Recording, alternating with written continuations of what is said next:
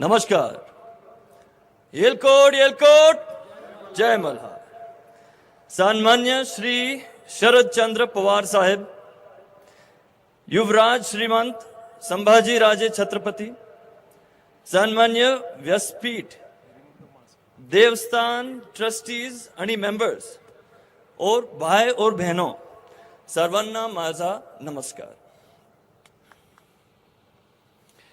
आज मैं यहां महारानी उषा देवी होलकर और मेरे पिताजी महाराज कुमार शिवाजीराव होलकर की ओर से उपस्थित हूं।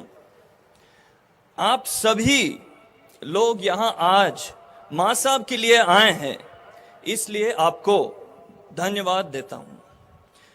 यह होलकर राजवंश के लिए बहुत सम्मान की बात है। पुण्य श्लोक देवी अहिल्याबाई होलकर केवल महाराष्ट्र ही नहीं, सारे भारत देश और दुनिया के लिए थी। इस उद्घाटन के बाद यहां दर्शन करने आने वाले करोड़ों लोग मां साहब को भी याद करेंगे। इस बात से मुझे बहुत बहुत खुशी हो रही है।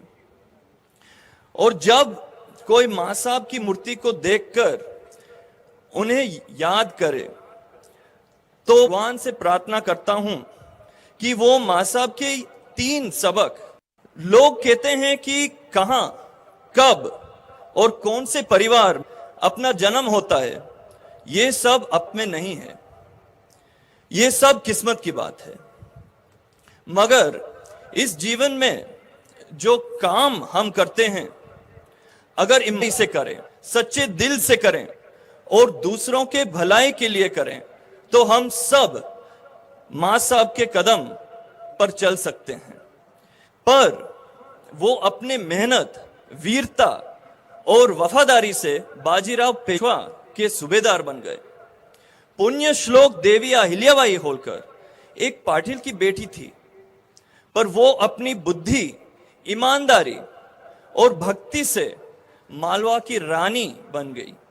आज तक पूरे देश और दुनिया में लोगों उन्हें भी मानते हैं।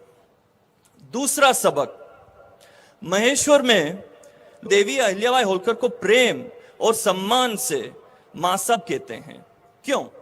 क्योंकि हम उनको देवी मानते हैं, रानी मानते हैं, और मां साहब ने महेश्वर और पूरे मालवा के लोग को अपने बच्चे जैसे पाला था। अपने आप को पीछे रखकर उनकी पहली सोच उनकी प्रजा थी। आज घर में देखे तो मां सवेरे सवेरे उठ के भगवान से प्रार्थना करती है कि उनके बच्चों को, उनके परिवार को स्वस्थ और सुरक्षित रखें। वैसे भी मां साहब हर रोज लिंगार्चन पूजा करती थी महेश्वर में, जिसमें 101 पंडित 101 लाख मिट्टी की शिवलिंग बनाते थे और 101 पाठ पे उन शिवलिंग का पूजा करते थे। मां साहब जरूर शिव की भक्त थी, पर वैसे भी इतने शिवलिंग क्यों? क्योंकि मां साहब चाहती थी कि हर होलकर राज्य के प्रजा, हर एक इंसान के लिए एक शिवलिंग बनाया जाए और हर इंसान को ईश्वर का आशीर्वाद मिले।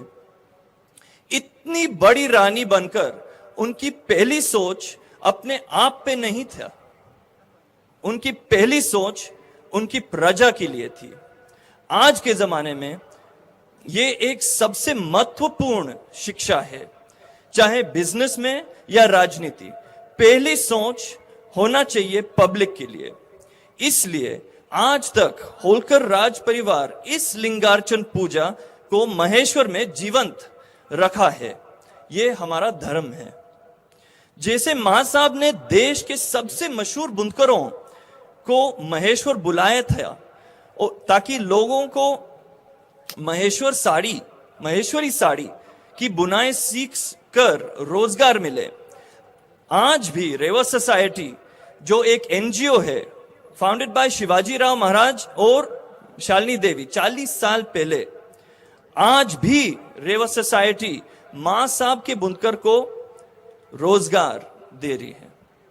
और ये है तीसरा सबक, जो हम इस मूर्ति को देखकर याद में रखें। देवी अहिल्याबाई कम बात करना और ज्यादा अच्छा काम करना जानती थी। इसी थी कि वो कभी खुद की तारीफ नहीं सुनना चाहती थी। वो बस उनके भगवान और उनके लोगों की सेवा करना चाहती थी। कहते हैं कि एक कवि ने मां साहब पर एक कविता लिखी थी। जब उस कवि ने मां साहब को कविता पेश की तो मां साहब ने कहा, मैं सिर्फ भगवान की कर्मचारी हूं, और तुरंत कविता का विसर्जन नर्मदा नदी में कर दिया। आज के जमाने में मां साहब फेसबुक और सोशल मीडिया क्या क्या सोचती। छोटे से काम पे बड़ा सोशल मीडिया पे का इनाम। हम हमारे काम पर फोकस करना चाहिए, इनाम का चिंता नहीं करना चाहिए। आज हम मां साहब की मूर्ति को देखकर ये याद रख सकते हैं कि एक वक्त के काम से दुनिया नहीं बदल सकती है, मगर देवी अहिल्याबाई जैसे जिंदगी भर की सेवा से हम इस दुनिया को जरूर बेहतर बना सकते हैं। मां साहब का यही सबसे बड़ा आशीर्वाद है। जय मल्हार, अहिल्या माता की